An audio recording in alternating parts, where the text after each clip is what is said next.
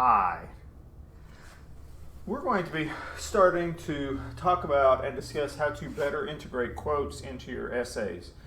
Many students have learned to just sort of drop them in the middle of their paragraphs and as sentences by themselves, and not how to integrate them into their writing so that you can flow in and out of your quotes in a very smooth, more mature way in your writing.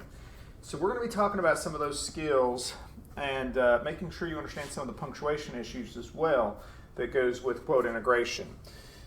This will take 3 lessons, so let's get started with our first lesson here. All right. The first thing I want you to understand about punctuating quotes is when it comes to periods and commas. Periods and commas. Periods and commas, where they go in an integrated quote depends on whether you have a citation or not. If you're citing a source, it's called a parenthetical citation, a citation in parentheses. So let's look here for a moment at this bottom quote that I have. There's no citation. This is a general saying. I'm not citing a source. It doesn't have a source. It's just a general aphorism that people say. So we have our open quotes, life is tough, cowboy up, period, and then closing quotes. If you don't have a citation, the period always goes inside the quotation marks. That's true of commas as well. Commas go inside the quotation marks unless there is a citation in parentheses, a parenthetical citation. Now, in the case of a parenthetical citation, here we are quoting from the author's book. And so we need the page number in citation, in a citation after the quote. And so what you'll see here is that though Thoreau wrote that most men, quote, lead lives of quiet desperation, close quote, that's from Thoreau's book, Walden. So what you see here is they have the opening quotes at the beginning of the borrowed material from the book. Then when we're done, we close quotes, and then we have our citation, then we have the comma or the period. And see here we have a comma. It's pushed out because it has to include this citation. Same thing here. The period, which without a citation belongs in here, gets pushed out because it has to include the citation as part of the sentence. That is only true of commas and periods. We'll look at other examples here in a moment. All right. The next thing, and this rule is different than periods and commas, has to do with exclamation marks and question marks. Okay? All right. Question marks and exclamation marks are stronger forms of punctuation than periods and commas. So when you don't have a citation, it acts just like a comma or a period. The question mark stays put. The exclamation mark stays put. It goes inside the closing quotes. If you have a citation, then the question mark or the exclamation mark still stays put. It won't move. It's too strong. It goes inside the quotation marks, the closing quotes. Then you have your citation in parentheses. Remember, parenthetical citation. This one has the author's name and the page number. Then you add an additional period. You must have a period after the citation regardless of what punctuation goes before it. Must always be a period after the citation. So, periods and commas get pushed if you have to add the citation to the end, whereas question marks and exclamation marks, they stay put. They stay inside the quotation marks. Let's talk about brackets. Students sometimes get confused. The difference between brackets and parentheses. Parentheses are rounded. That's what you put your citations in. Brackets function differently. They're squared off,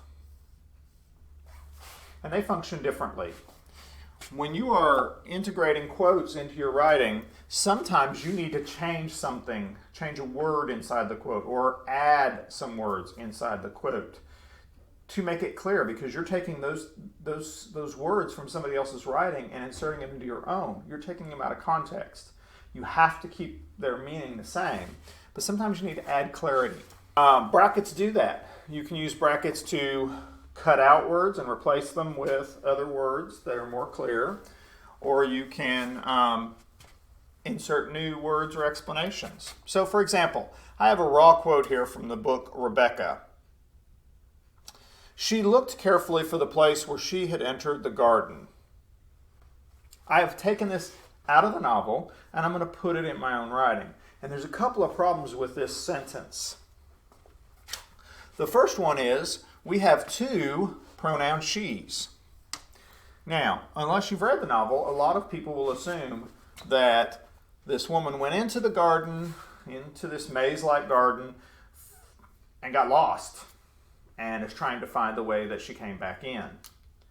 That is not the case. There are two women here, two different she's. This is called pronoun confusion. You don't know which she stands for which woman, the antecedent of the pronoun. So, the way you can fix that when you're putting it in your paper using brackets is to actually take out this she, or I shouldn't say take out, replace this she with the person's name, Elizabeth.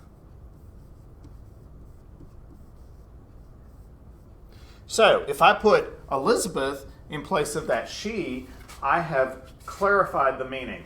Now I have, she looked carefully for the place where she had entered the garden. Makes a little more sense. You can also, in this case, some students would choose to get rid of both she's. And that's okay. There's a couple of ways you can handle this. You can do open quotes here, and you'd have your closed quotes here.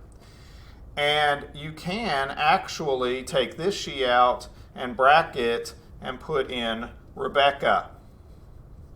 Closed bracket. I don't like to do that. I don't like to use brackets at the beginning of quotes if I can avoid it.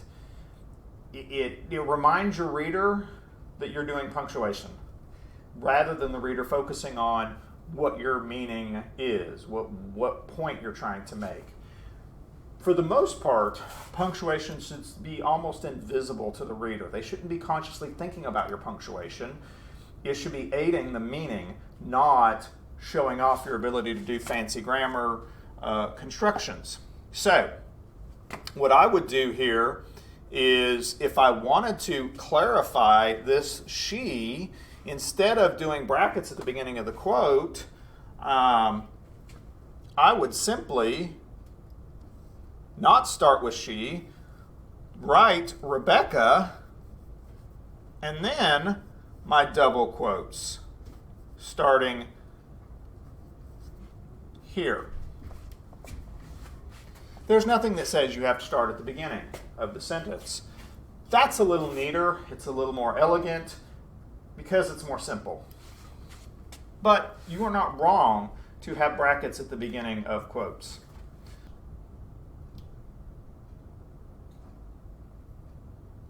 Okay, so I'm taking this raw quote here, and I'm going to use brackets to fix a tense error. Tense, past, present, future problem. My raw quote is, she had an excess of energy. That's not the complete sentence. That's why it's not capitalized here. I just took this snippet out.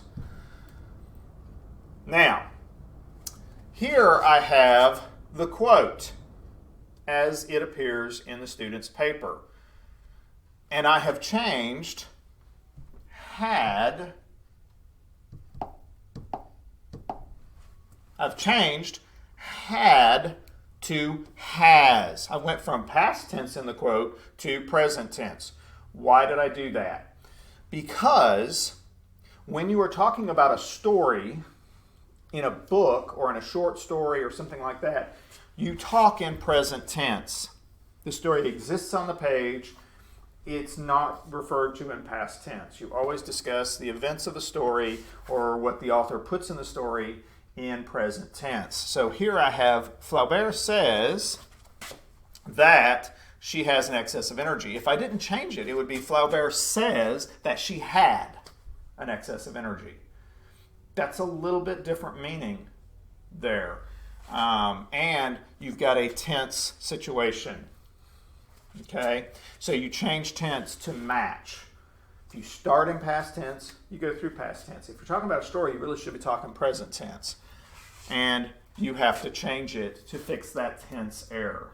So, brackets are used for changing tense. They are used for changing capitalization, and they are used to add clarity, to replace words or even add phrases for clarity, to clarify what the quote is trying to prove.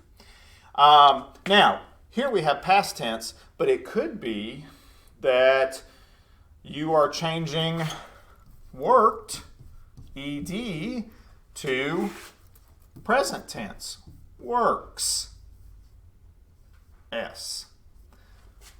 Okay? Again, you can do brackets at the end of a word. You can do them at the beginning of a word. You can bracket a whole word. You can bracket a phrase that you're inserting. There's a number of things you can use brackets for, but they're all meant to fix grammatical errors and to aid clarity. And that is lesson 1 for this point. You're going to do a practice activity where you are practicing the skills that we have just discussed in the video.